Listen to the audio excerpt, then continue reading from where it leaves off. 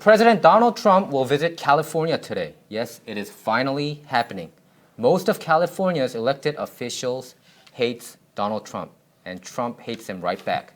So why is Trump stopping by the state today? And Republicans on House panel found no collusion between the Trump campaign and Russia. And there are growing calls for special counsel Robert Mueller to drop his investigation. And finally, Hillary Clinton is back in the news. Hillary blamed that husbands and bosses pressured white females to vote for Trump. Is that really true? We'll analyze it. Hi, I'm Michael Wan, your host for Michael Wan's Op-Ed Live, and this is LA County Assessor Jeffrey Prang.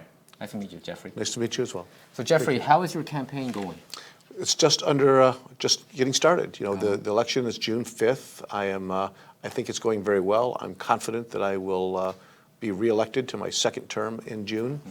But campaign season is a busy time, so I'm out there meeting the people and talking about what we've done the last 4 years, talking about my vision for the next 4 years, and doing the one thing that all candidates hate to do, and that is raise money to pay for voter education. That's what people hate the most, when you ask for money, right? It is. They hate being asked, and I'll tell you, most candidates hate asking.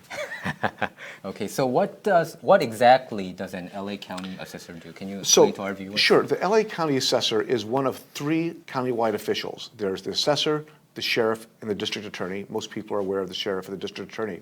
My job is to assess all the value of all the property in LA County. Homes, businesses, vacant land, as well as what we call business personal property, such as furniture, equipment, and machinery. We assess its value, and then your property taxes are based on the value that is set by my office. So in many ways, my office is one of the most important local government agencies because we're the foundation for the revenue system that pays for police, for education, for parks and libraries and roads. So what you do is assess the property values, right? That's correct. It's not collecting tax? We do not collect taxes. There's another guy, he has a very intuitive title. He's called the tax collector. Okay. So I establish the value, the tax collector sends out the bills and collects the dollars. Because a lot of people don't like the tax collectors. They don't. And actually, it's funny, as a side, when I'm in parades now, I sometimes get booed because they think I'm the tax collector. Because they think you are, right? But I have 1,400 employees. About half of them are real estate appraisers, and they go every time you buy or sell your home, they will go out to determine the value and reappraise it. So I interviewed you 4 years ago. It's Yes. like yesterday. I just remember interviewing you back in our interview room down there on our second floor, and at that time there was a huge mess, huge scandal going on in the assessor office. The previous LA County assessor, John Noguez, Yes. he was involved in a huge scandal. Can you update to our viewers what's going on? So my predecessor was accused of political corruption. Yes. He's the district attorney has charged him with conflict of interest and bribery. Unfortunately, that case is still pending. I can't believe it. It's already 4 years ago. He served 5 months in jail waiting to make bail. He made bail in. He was in house arrest too? No, he's released on bail. Okay. So, but he's been out of jail for 5 years waiting trial. So the trial has had lengthy delays. I don't know what the reasons are, Some kind of bureaucratic reasons. So there's all types of legal procedural issues. I think they changed attorneys. It's some of the allegations are very, very complicated. So I'm not, I don't speak to the DA about this issue, so I don't know what all the issues are, but it has been a very long time. Okay, so it's been 4 years since you've been the top guy of the LA County assessor office. I took office in December of 2014. So can you brag about what your accomplishments were in the past 4 years? I think probably one of the most important things that I had to do as assessor was, one, to restore public trust in this agency, which had been subject to a scandal, to restore the confidence of our employees. And we've done so through a number of strategies. One is we're investing tens of millions of dollars to upgrade our technology. When I was elected, the department was still substantially working on an old mainframe, green screen, DOS-based technology system. We have digitized all of our documents. We are upgrading all of our technology. So if you use our website, you'll find that it's easy to read, easy to find information. We've put an emphasis on transparency and accountability. We've released years and years of property data online. I've helped to lower property taxes for businesses, for small business owners that pay business personal property tax. We were actually losing money on some small assessments. So I worked with the Board of Supervisors to change that about at what level that you have to pay business personal property taxes, and we relieved 50,000 small businesses from having to pay that tax, saving them millions of dollars a year. But we've increased efficiency for our employees and public service. And you mentioned that people think I'm the tax collector, so people always call us with their tax bills. Yeah. So one of the things I did is I worked with the treasurer, tax collector, and the auditor controller, who also have a role in property taxes, and we opened in the Hall of Administration a one-stop public counter so that when people come in, they're confused about their property tax issue, all the departments that are involved are located in one place, so we can solve your problem without having to send you to different offices or tell you to call someplace else. We can, all the people in charge are there in one spot.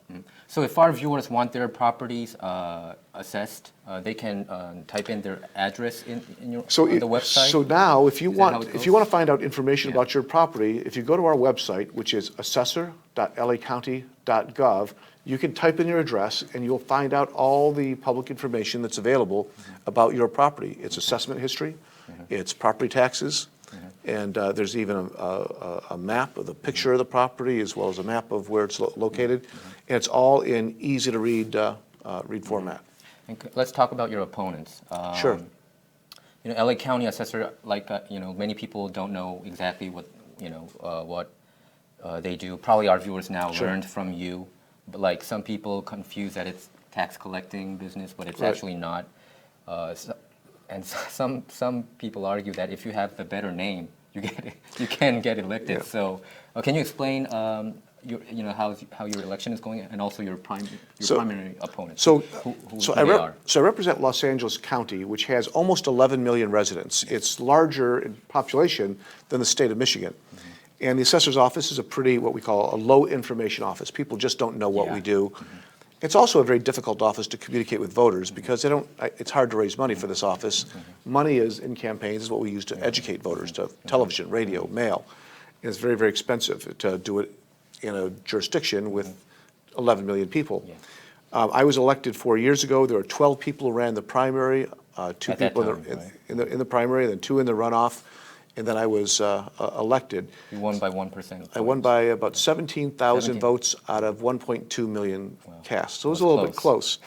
But I did want to go back for a second and say that since I've been assessor, back in September, the national organization called the International Association of Assessing Officers, it's the trade association for government appraisers. Okay. They gave us the highest award that is available to a government appraisal agency. Yeah, and you got that award, We right? got that. We're the only California Was county. it last weekend? It was. No, it was. I was I think I named saw it. elected official of the year by a local group last year. But this national association gave us the highest designation available to our agency, and I think that is a testament to the people who work for me, as well as to the program that I put into place when I was elected 4 years ago. That notwithstanding, there are 3 members of the department, 3 employees who are real estate appraisers who have decided to file to run. They all ran last time. A few of them have run in previous times. One of the things about the assessor's office is we have a lot of very smart people who all think they can do a good job. Yeah. And so in every election going back for decades, there's always a bunch of people from the office who will run. There's 1,400 employees, so there's always going to be somebody who thinks they can do a better job. So among the 1,400 people who work for you, Yes. your subordinates, 3 of them decided to run against their boss, right? Am I Yeah. understanding this whole thing correctly? I guess that sums it up pretty clearly, yes. Okay, so, But that's their right, and I look forward to hearing what their ideas are. Okay, so June 5th, right? June 5th. Okay, we want our viewers to remember that date. June 5th is the primary election for actually statewide, right? Yes, governor, United States Senator, state legislature, Congress, a whole plethora of offices. Unfortunately, the LA County Assessor is toward the end of the ballot. I hope that they'll stick with me. I hope they'll stick with me to the end of the ballot. Unless they're going to vote against me, then it's okay, forget. Okay. Any endorsements that you want to mention? I've been very proud to be endorsed by United States Senator Kamala Harris. Oh, really? Okay. By That's good. the members of the Board of Supervisors, by labor organizations, by Democratic Party organizations. So I have a lot of. I'm proud. Council member David Rue just endorsed me the other he day. did? So Okay. That was That's a good. very special endorsement. Good for you. Okay. Thank you. Okay, so let's dive into our first topic. President Donald Trump will visit our state, California, today, just a little bit later, I believe. He has two schedules. One is to review prototypes for the border wall, and the other is for a fundraiser in Beverly Hills. Now, the media might say that all Californians hate Trump, right? Well, that is not true. There are still a lot of GOPers here, and it's not that tough to find Trump supporters here as well.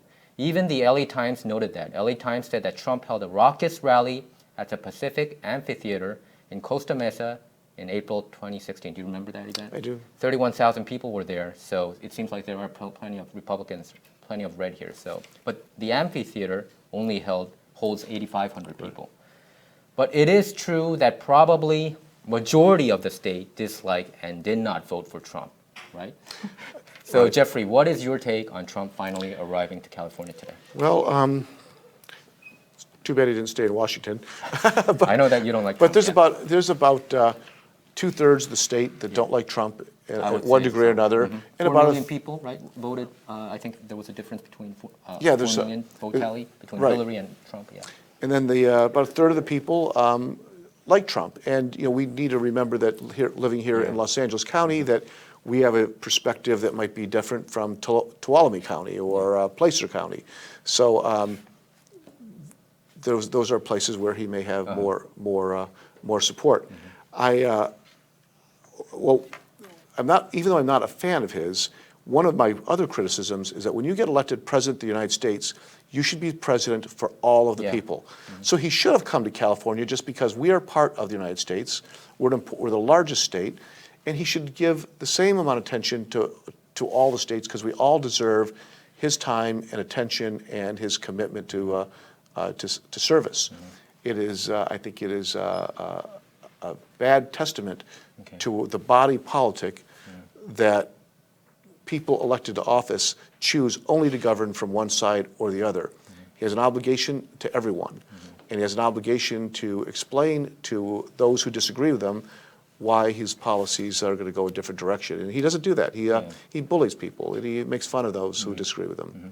It seems like California versus the United States, right? What has been going on for the past 1 year. There has been 30 lawsuits, I think Javier Becerra, the Attorney General for California, filed against the U.S. government. And this sanctuary city and sanctuary state has been a big issue. You know what happened throughout a couple weeks ago? Right. Oakland Mayor Libby Schaaf, Yes. she kind of gave information among her constituents, probably some illegal, Right. undocumented, whatever you want to call it. And many of them, the U.S. government claims, probably more than half of them had criminal records, like child abuse, or probably even murder or assault. Right. And I think U.S. government does have a case here too. I think I thought always when I first came to the United States, I always felt the federal law overrules the state law. But is it now No, it does. a different It does. situation now? So there's a number of things happening. One is because the Republican Party controls all the branches of government, has the more conservatives on the Supreme Court, that people who disagree with their vision are very, very frustrated. And California has a Democratic majority, and they have no power in Washington. So they're attempting to create laws and policies locally to provide protection in areas where they think it's necessary. Some of those are thoughtful plans. Some of them are more reactive. I think what the mayor of Oakland did, I don't think I would have endorsed her plan. Okay. She, we still are a nation of laws. To reveal what a government law enforcement agency is doing still doesn't. I think you could protest it. And I think there's other vehicles, but we can't start deciding which laws we're going to obey. Otherwise, we're going to have chaos. Although I do appreciate the frustration, and I do think I was simpatico with the direction she wanted to go. And I think, President Trump, I think one of the reasons why he got elected is he brought a lot of issues that people didn't probably care that much about. They didn't, I think most people didn't even know what sanctuary city meant or sanctuary state means, but he brought a lot of these issues to the table, regarding, Kate Steinle case, you heard about it in San Francisco, the lady, 32-year-old lady who got murdered by an illegal immigrant. who got kicked out, who got deported 5 times, came back the 6th time Right. and murdered, her in front of her dad. So these kind of, like you said, it riles up anger among a lot of people when people hear about this. People kind of say he wasn't even supposed to be here. How could we let this happen? And we see that San Francisco and Los Angeles, these cities, big cities, are sanctuary cities. They protect illegal immigrants. So what is your take on this? Well, I don't think anybody, at least nobody that I speak to, thinks that we should be protecting undocumented immigrants who commit crimes. We don't need to import more criminals than we have already. But Donald Trump, one thing he has done, which is totally inconsistent with the way people have run for president in recent generations, he did not appeal to Americans' better angels. He did not appeal to what makes us great as a nation. He appealed to division, to fear, and to anger. And he talked about a number of issues. There are important issues, but he talked about issues that created levels of frustration. Frustration over immigration, frustration over lost jobs. He didn't talk about his plan and how he's going to restore those, but a lot of people voted who typically may not vote in the past because they were really angry, and he spoke at their level. My concern is I don't think we want our leaders catering to people's fears and anger. I just think it's wrong. But for him it was successful. I don't know that it will continue to be successful in the elections this year or in a re-election. But a lot of the people, his most fervent supporters, are people who are really angry about certain things. For me, I've been in public policy and government my whole life. Yeah, and you've been a councilman for West Hollywood, right? That's right. Those are the issues. The issues that are being discussed are important, but the president's job is much more complex than some of those issues that he raises at his rallies. Okay. Growing the economy, rebuilding our infrastructure, trying to denuclearize North Korea, and ensuring world peace and human rights throughout the world are also part of their job. Protecting our environment is part of his job. But if you listen to a lot of the issues that people respond to at these rallies, they're all hot button issues that don't really speak to the broader needs of the duties of a president of the United States. Okay, so I try to give every politician a fair shake. I consider myself independent. Sometimes I go left, sometimes I go right. I supported Obama before. Before that, I supported George W. Bush. But I kind of understand. I used to live in the countryside, so I know that they think very differently from the city sides, from the coastal areas, East Coast or West Coast. But the points that you mentioned that divided the country, but isn't Donald Trump trying to solve this problem, like with the DACA issue? I think Obama, he only accepted 690,000, but he increased it to 1.8 million, right? And then, but of course, in exchange, he wants a wall and a change of immigration system. He wants to abolish the lottery system and also chain migration. I get that. But in the immigration side, I think he is trying to do something, and also in the Rust Belt, the manufacturing, the jobs that were lost to probably Mexico and China, which is true. I think he's trying to bring back all those jobs. That's what he promised to the Rust Belt voters, and I think that's why he got votes. And isn't that the reason why he slapped tariffs last week to like almost 10 countries? But all of those things are much more complicated than he's pretending that they are. International trade, by slapping tariffs on some countries, will result in retaliation, meaning they will put tariffs on our goods, which will affect, maybe steel jobs will do better here, but other jobs will be sacrificed. So it's not as simple. He's trying to take something which is profoundly complicated, and he's trying to simplify it. And it simply doesn't work that way. There's going to be unintended consequences where the net impact on this country will be bad. Maybe a handful of steel workers might feel a little bit better about it, but a lot of our steel manufacturers import the steel, and they then refine it into higher quality or higher level products. They import raw steel from Mexico and then make it into finished goods. So they would be impacted as well, even though they are a steel company. So, but the other issue you mentioned about his. I mean, what I don't understand is. America has been accumulated, always a deficit. You hear this trade deficit, and it's not like it's just staying the same way. It's ballooning every year. And what I understand is China and, pretty much European Union and other countries, most countries, they have these trade barriers. It's very difficult to see made in USA China- products in other countries. So, China absolutely does. China government subsidizes some of their industry to Yeah, keep they costs do. low. Those are legitimate issues that need to be addressed. So isn't Trump trying to solve that problem No, with he's not. one of the tariffs? He's using a 30-second soundbite about a single issue, two single products, slapping a tariff on it without considering the consequences, without considering the complexity of all the trade relationships we have with China, with Europe, with other nations of the world, and it has to be done in a much more thoughtful manner. And he is not doing it in a thoughtful manner. He's doing it like somebody who doesn't know what he's doing. And that's the problem on immigration as well.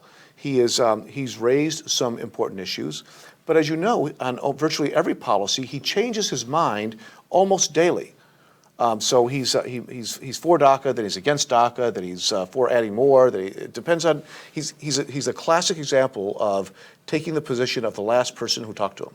But okay, I think probably the global companies. I'm talking about the Forbes 500 companies, Right. Forbes 400 companies. I think they did pretty well for the past 20, 30 years in expense of the Pennsylvania, Ohio, Right. and Michigan. And what I think is, there should be, if other countries don't play fair, I don't think they are. I don't think China has been playing fair. I don't think Japan has been playing fair. Because if you think about Japan back in the 80s, you remember when they were Yep. really surging with their electronics, VCRs and TVs sets. It's because they don't pay their workers Right. as well as United States. Here we have clear labor laws, but which in East Right. Asia you don't. You pretty much don't. And they clock in at 7 a.m. and they clock out at 10 p.m. It's not a level playing field, in my opinion. And I think Trump has been talking about this since the 80s. So I know that some people are saying that this is just his game, but I think the people who lived in Rust Belt, the constituents there, they probably feel they finally have a voice in a politician, which is kind of an ironic situation because he is a billionaire. But it seems like he was being their proponent. Well, he was. And he does speak to a legitimate issue. I grew up in the Rust Belt. I grew up in an area in Michigan, and my father was an auto worker. And when it was doing pretty well, I was there during the first big slide for the auto industry. I remember my dad got laid off in the early 1970s, and I remember going in the 1980s when the Japanese cars became dominant, and I witnessed a lot of the losses of jobs. All those things are legitimate issues. And we do need to have fair trade because we don't have it. You're right. Yeah. And I think that Trump has accurately described some of the symptoms. His answers are totally simplistic. And you're saying tariffs are not the way to go. They may be. I don't think these tariffs are the way to go because it doesn't take into consideration other companies in this country will be impacted. I think major corporations in this country virtually conspired over the last couple of generations to shift all of our manufacturing jobs to out of the country. Right? They did lose their jobs. And Trump says, "Hey, I'm going to bring back coal." Yeah. Well, aren't the manufacturing companies moving a lot of factories are moving back to Michigan? I hear these reports. Well, what I believe is happening is that a lot of these manufacturing companies moved overseas because that's where there were low labor costs. Yeah, because they don't the challenge is wages have been so suppressed in this country for so long. We are moving into becoming a lower cost labor economy. We're lowering our bar rather than raising it, and I think that's a problem. I think the loss of the diminishment of the labor movement in this country means that Henry Ford said, let's pay our employees enough so they can buy one of our cars. Yeah, that's what Henry Ford The model now said. seems to be let's pay our employees enough so that they can only shop at Walmart. We're going the wrong, instead of trying to increase the prosperity of our employees, we're paying our executives of these major corporations record amounts of money while keeping the wages for working people stagnant. And I think that is a huge problem as well. Yeah. So coming back to trade and tariffs, we do need to level the playing field. We do need to hold China to account on their unfair trade practices. I think a unilateral tariff on steel and aluminum is an overly simplistic way of dealing with a complicated and much deeper issue. And I think he's demonstrating that he doesn't know what he's doing. And I think he's demonstrated that through all the people he's appointed to his cabinet. Yeah, I just see just a huge division. I think there is division that's going on in this Absolutely. country regarding the coastal area and the middle America, Right. flyover states. And the flyover states, somehow I think they decided to go with Trump. That's what they voted for back in November of Yeah. 2016. And we're going to see how it plays out. But when he mentions those manufacturing companies, I've been to Detroit. It's like a decimated city. It wasn't like it used to be, right? Right. Detroit used to be the most populous city, I understand, back It was back number in the five. day. It was number right? 5. Right? The year that I was So born, there was 1.6 million people there. Now there's barely 600,000. it was probably the mecca of American economy Yeah. back in the It day. was. But now it's not. I've been there and it's decimated, and the factories there. It's and coming back. Yeah, so it is coming back. So I think I understand why Trump is doing it. To me, it doesn't seem like just a simple answer. I know that you see it that way. I think he understood the people who needed those factories back there. Because I don't think all of the constituents who lives in Rust Belt would automatically go work for the service sector Right. or become automatically one day an IT genius. So I think they lost their jobs and they just want it back. It's a very simple scenario, and I agree. They lost their jobs and they want them back. Yeah. He gave them a 30-second soundbite how he's going to Probably. save their jobs when it is not that. The answer is it's not that simple. I've been in government my whole life. These things simply are not as black and white and as simple as people think they are. And politicians who tell them that they are lying and they're misleading people. He should speak okay. truthfully about what all, because when you, for example, with the steel tariff. So maybe steel manufacturers who make coiled steel, raw steel in this country, which are diminishing, maybe they will benefit. But other steel producers who do added value, who do end products, they're going to be impacted negatively. They were not going to. For example, the aluminum beer can is going to be more expensive. So beer is going to go up in price. So I actually studied about that, the aluminum can. Right. I mean, when we talk about aluminum, we talk about Coca-Cola or Right. beer cans. So beer, I mean, Coca-Cola is like $1.17 in 7-Eleven. I saw one graph about it, and aluminum is like 3 cents worth of that entire, Right. $1.17 Coke can, and he's slapping 10% of that of 3 cents. 10% of 3 cents is, I think, not that much. I mean, as a consumer point of view, probably the companies would take some Yeah, hit. And I mean, my view is, I think we complain about the rich getting rich and the poor getting poorer. And I think trade has been one of the examples. And the wage, I think America didn't consider the how low the wage is. You know how in Mexico and China they pay really low, right? And I think that has not been put into consideration. I'm just saying. Keep in mind that that little 3 or 4 or 5 cents, whatever it may be, in that one individual can in 7-Eleven, multiply that by the millions and millions and millions that are being isn't that produced. the point of view of the company's point of view? That's what I'm saying. Well, I'm not on the company side yeah. either. However, at the same time, the companies who manufacture those, who provide jobs, it is now more expensive for them to produce their product. That is a good point. And so, if you're we do have to consider the company's point of view to its perspective that they're hiring people and they're investing. If there's less money, if it costs them more to do business, then that's a challenge for us. So I'm not saying we shouldn't do it. I know what you're saying. But again, just simply saying that this one little industry, we're going to increase the price a little bit and it'll be fine. It reverberates throughout many other industries, through many other jobs. Yeah. Like you said, And I think jobs could get affected, related to that. And so if we're going to decide to punish if we're going to reward one group, one industry, and one group of employees, we have to think of the other ones who will be negatively impacted. Are their jobs not just as important as the steelworkers' jobs? Are the workers who build solar panels, are their jobs not as important as coal worker jobs? They're all American jobs that keep Americans employed. And this choice of one or the other, that one wins and one loses, is a wrong equation. Okay, all right, we'll leave it at that, and we'll go on to our next topic. This is from the Wall Street Journal.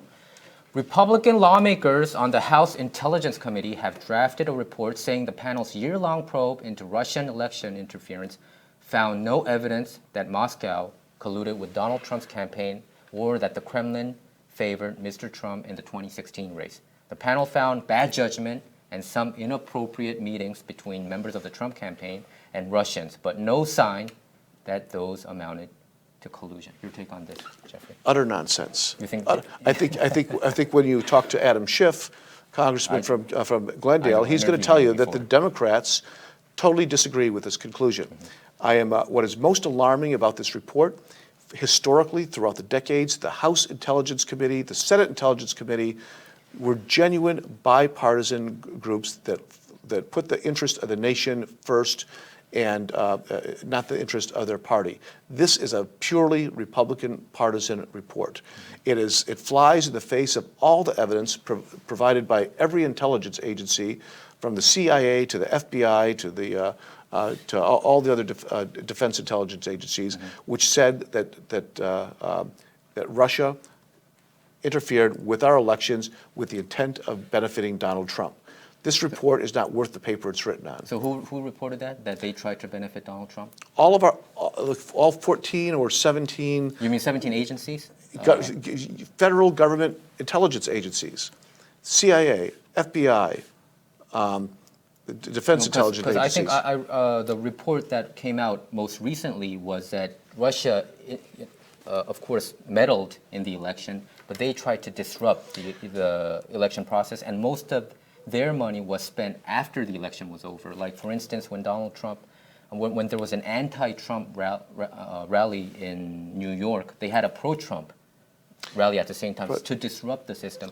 And to me, after like isn't it like 14 months of investigation already, since FBI continued investigating since July of 2015, I believe, 2016, and now it's 2018, and special counsel picked it up and now moving on. But there is no evidence or no evidence of collusion so far. If there was, he would have been charged, right? Well, I think that's no. Well, the special counsel has he did charge Paul Manafort and he's charged about 14 people from the Trump administration. They're getting closer. They're beginning to rub elbows. Okay. And Mike Pompeo himself, as the head of the CIA, confirmed before a House committee or maybe Senate committee that the Russians interfered in our elections with the intent to benefit Donald Trump and to hurt Hillary Clinton. I read all the reports regarding this, and I try to play fair. I consider myself an independent. I didn't see any evidence between Trump campaign and Russia. The one that you mentioned about the Paul Manafort being charged and the 13 Russian the diplomats, they weren't related to Trump campaign. They were charged for like bank fraud, other issues. It wasn't directly related from Trump campaign to Russia. It was different issues. Well, so that's why I don't count those as Trump collusion. There is an enormous amount of evidence that continues to closer and closer to Donald Trump and the White House. People in the White House have been... Right now? Pardon me? Right yes. now, you're saying? I believe so. I don't see any. Well, what is it? Mueller's, we don't know everything. We know that each time Mueller files charges, they get a little bit closer. There's always people closer to Donald Trump who are being indicted. Can I be honest with you?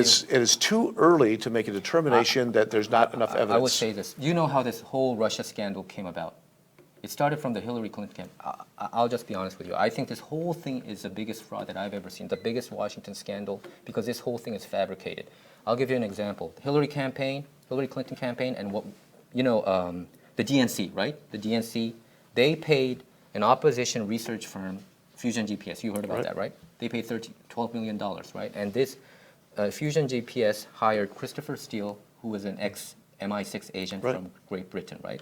And he met 3 Russians in Russia and got this Trump dossier. You heard about that Russia dossier, the P-Gate thing? Right. You know, what happened. Sure. And based on that, they decide. You heard about, you checked that Devin Nunes FISA memo, right? And according to that memo, without that Russian dossier, they couldn't have surveilled Carter Page, who was a Trump campaign associate. So they said they requested surveillance over and over again. They got blocked, they got denied a couple times, and then I think they accepted it the 3rd time around. For them to use this fabricated, and this was proven as being a fabricated dossier, to surveil a campaign over this fabricated dossier? It doesn't make sense to me. I don't know that it was fabricated. The original dossier. Did you read the dossier? I read every single line. I did not read every single line. The original dossier, remember, was contracted by the Republicans in the primary. Yeah, but at that time, Russians weren't involved. When they did hire, I think, Fusion GPS, the Republican Party, I think it was Jeb Bush. So here's the underlying issue for me in all this discussion, and we keep arguing around little pieces of it. The underlying argument is everybody agrees, all of the U.S. intelligence agencies are in agreement that the Russians meddled in our elections, that they proactively were involved in trying to meddle our elections. There's other evidence indicating that Trump's people, including his own son, met with people meeting a Russian lawyer, right? The female lawyer, I forgot her name. But if she's such a problematic figure, why did they even give her a visa then? I don't understand that. I mean, I don't understand. And you were talking about Donald Trump Jr. doing like a 24-hour hearing. He went through a 24-hour. But shouldn't these things alarm everybody? Russians interfered in our election. The president of the United States should be outraged. He should be directing every intelligence agency to go after him. Why is the president ignoring this? Why was his son meeting with the Russians? So they did an investigation, but they couldn't find anything regarding that. No, that's not true. I think that's BS. What did they find? This was a partisan investigation intended to. I'm not talking about the House Intelligence Committee. I'm talking about then. Let's go from the FBI and the special counsel point of view. If they have found something between Donald Trump Jr. and that Russian lawyer, that meeting, with Jared Kushner there, right? Then how come there is no charge? The special counsel is engaged in an investigation, and they're not done yet. They're getting closer. They released new information, new indictments. Getting closer? I do believe that. I think this whole thing is a fraud. To be honest. I don't. I think I have never seen this kind of corruption in my life. I can honestly say this is like probably bigger. I believe there's corruption, but I believe the corruption is being perpetrated by Donald Trump and the Republicans in the House. They're trying to pressure the special counsel not to get some stuff. I think they're trying to cover things up. I think there is corruption, and I think it is a cover-up. And I think it is a cover-up of attempting to hide their efforts to use the Russians to impact the outcome of the elections. But Jeffrey, if they investigate, like you said, Donald Trump Jr. met a Russian. I give you that, right? He met a Russian.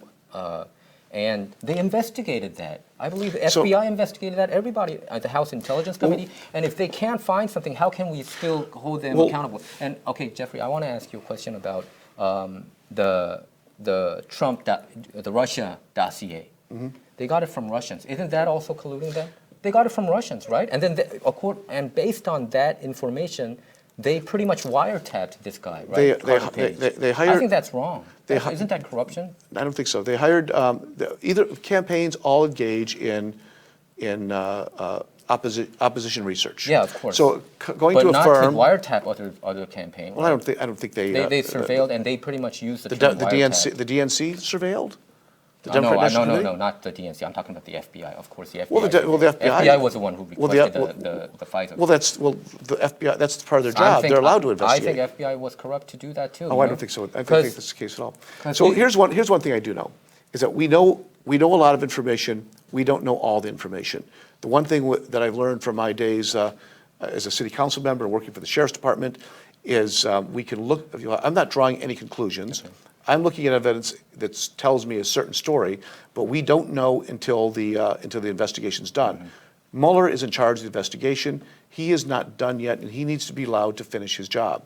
He has done nothing thus far to undermine the credibility of his investigation, and he may have information that he has yet to reveal, because you don't reveal everything in investigation until you come with conclusions. So we are seeing things. There's enough evidence, in my opinion, to tell us that we should be alarmed about the role that the Russians had. Okay.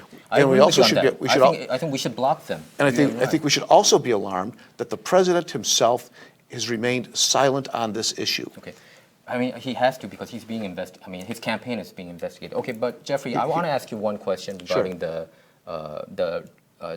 Russia dossier.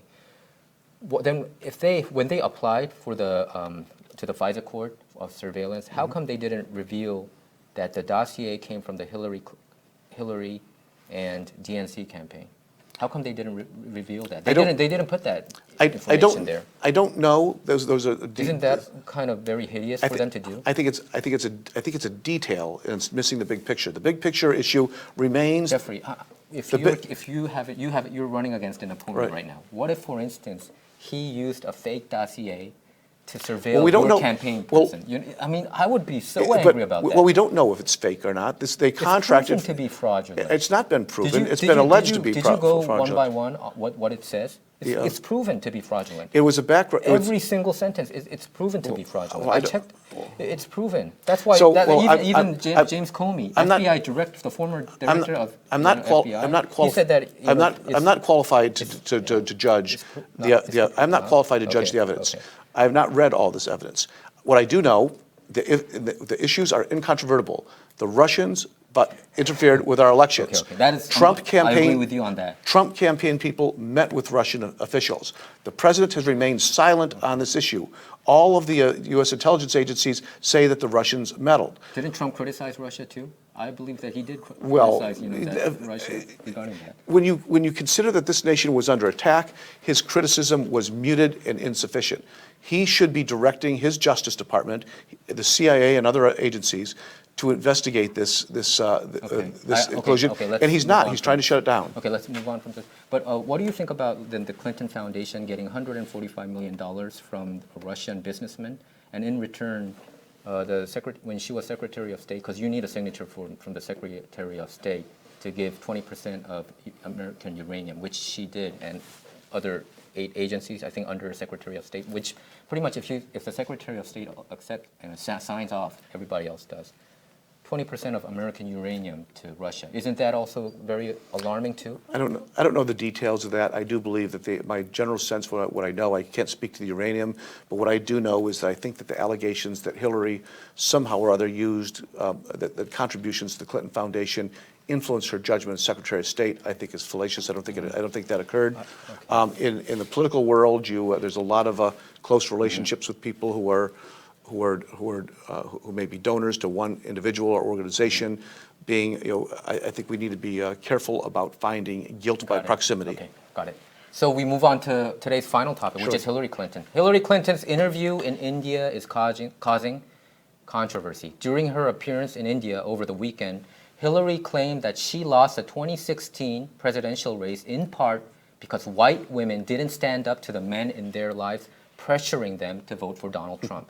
This is what Hillary said, and I quote, "We do not do well with white men, and we don't do well with married white women. And part of that is an identification with the Republican Party and a sort of ongoing pressure to vote the way that your husband, your boss, your son, whoever believes you should."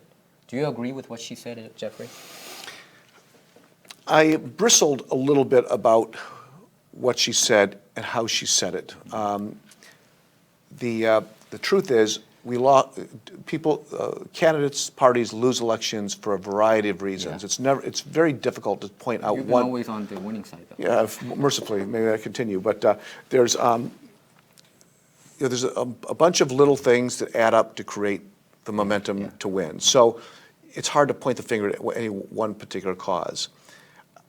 I can say through my personal experience that I do know that there are many women in this country who do defer to the men in their lives. I've walked door to door as a city council member asking for votes and spoken with women at their door and been told, well, I have to ask my husband when he gets home.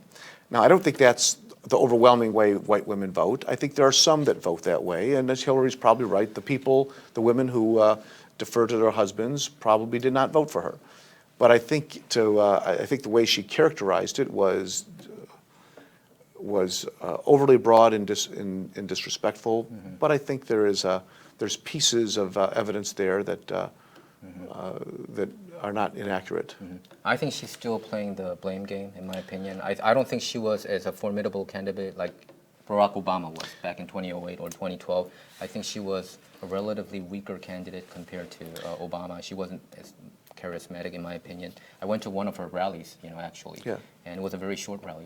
It just lasted 20 minutes. So, and she didn't go to Wisconsin once, right? You know that, right? But Trump went there 16 times. So I think there was right. I think Trump did his work and Hillary didn't. And I think it's very insulting for her to say white women have to follow their pressure to follow their son, their husband, I don't think the females in this generation operates that way anymore. I think that's the number of women who defer to their husbands is a declining number. It's declining rapidly.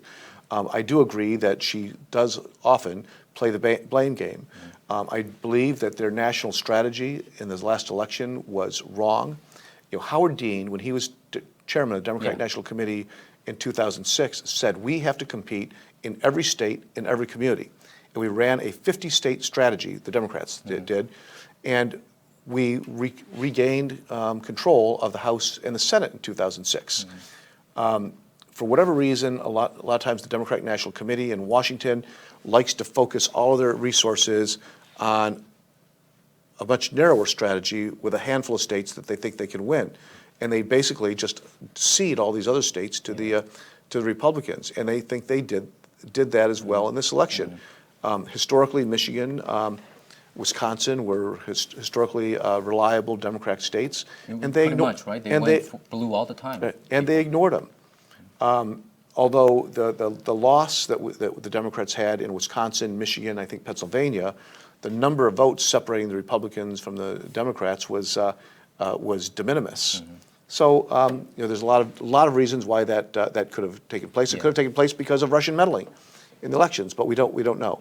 Russian meddling? I don't know. I mean, I think it was proven that the meddling itself didn't actually change the vote tally of the votes in the I don't think that's been proven. I think that's been alleged. Because they said that the voting booths they're not connected to the internet, so you can't hack it. What they were trying to say is some people were probably influenced, but if you think about the percentage of the advertisement they put out in the Russians that they put out on Facebook or Twitter, it was like 0.003% or something like that. So it's very low compared to. I don't think we're in a position where we could say that we know for sure because we don't. Okay. And in Michigan and Wisconsin and each county, it's not a uniform standard of voting. Some of them are electronic and some are not. Isn't it true that the majority of the mainstream media were on the same camp with Hillary? I have never seen. No, I believe the mainstream. I have never seen a positive article about Donald Trump. Of course, it's always difficult to see a Republican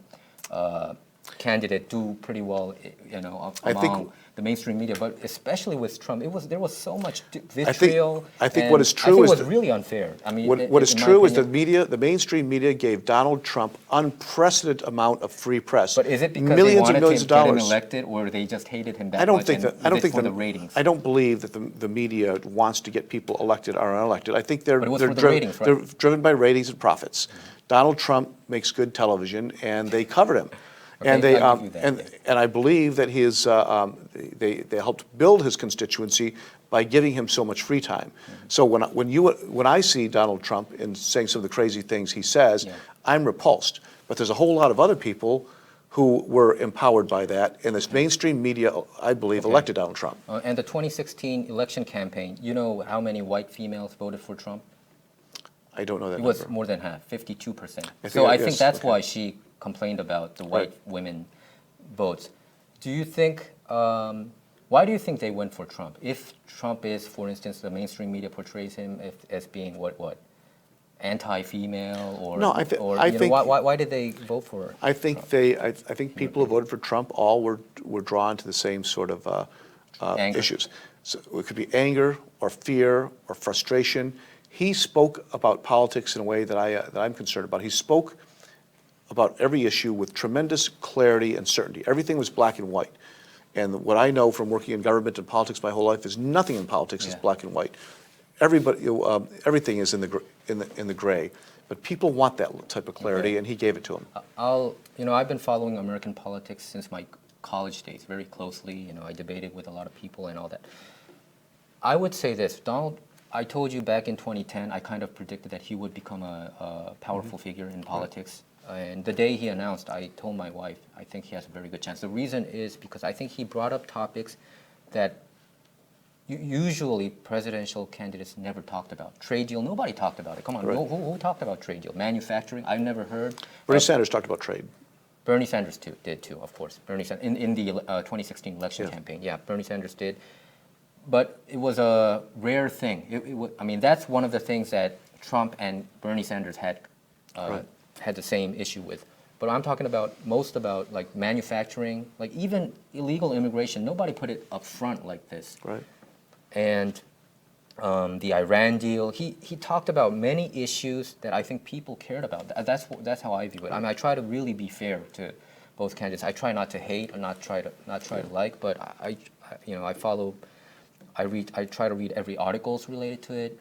I try to watch every videos related to all the candidates, and I just think that the issues that Trump brought to the table were appealing, and I've never heard Hillary do that, and I think that's the reason why she lost and Trump won. I agree. He overly simplifies issues, but he also had his thumb on the pulse of issues that were boiling, and he wrapped himself around those. My concern was that everything throughout his career, all of his public statements and actions, indicated to me that he was unfit to be president of the United States. I think his tenure as president has reinforced that opinion. Well, it's great to have you here, Jeffrey. Thank you. Can you have a last word to our viewers? Sure. Well, thank you very much for taking the time to listen to us engage in this robust discussion, not only about local politics here in Los Angeles County, but about some of the things going on at the national level. And I think that's what's great about our media and about our nation, is that we have the opportunity to talk about these issues and express ourselves as strongly as we feel. And I appreciate the opportunity to be able to visit with you here today. Thank you. And what's your campaign website? JeffreyPrang.com. Okay. Well, that's our show for today. Our show is not about left or right. It's about right or wrong. To stay up to date with our latest videos, make sure to subscribe to this YouTube channel by clicking subscribe. Thanks for tuning in. Thank you, Jeffrey. Great. Thank you. Great. This is fun. Great. It was fun, right? Yeah.